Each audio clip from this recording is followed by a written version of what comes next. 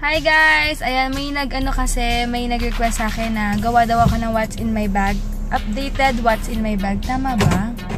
Updated, basta? Naloka.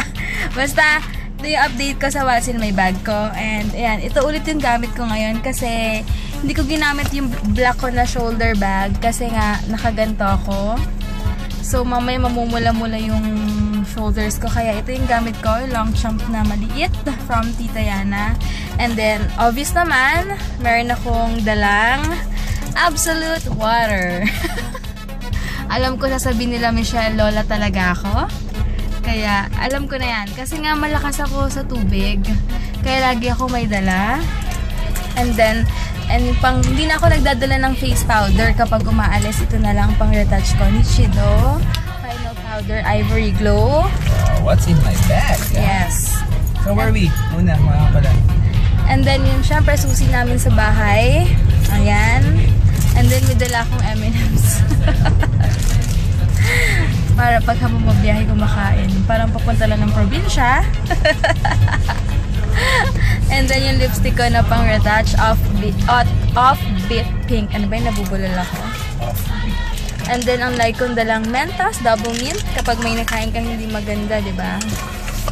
Syempre umbrella. Hindi talaga nawawala sa akin yung gaano kaliit yung bag ko. May dala akong umbrella lagi. Protection. Yes. And then extra car key. And kahit wala siyang ang sira yung battery na alarm niya or sira na talaga yung remote. Pero importante, meron akong extra laging key sa kotse. Tapos itong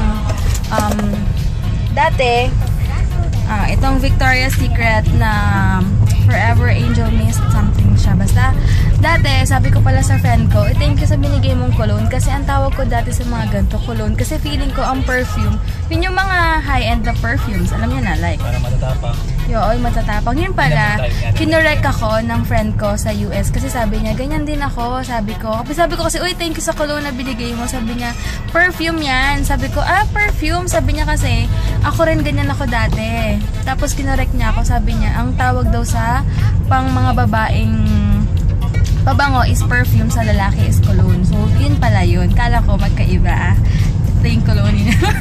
At least, sana, ayaw ko kung alam niya na, pero at least, na-share ko rin sa inyo na perfume talaga tawag kahit na gantong type lang yung natin, pabango natin. And syempre, ang aking wallet na parang pouch. Thanks to Tita Yana. Ayan.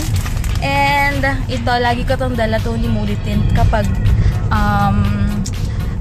nagsawa na ako sa super pale kong light pink or kung ano man, ito ginagamit ko.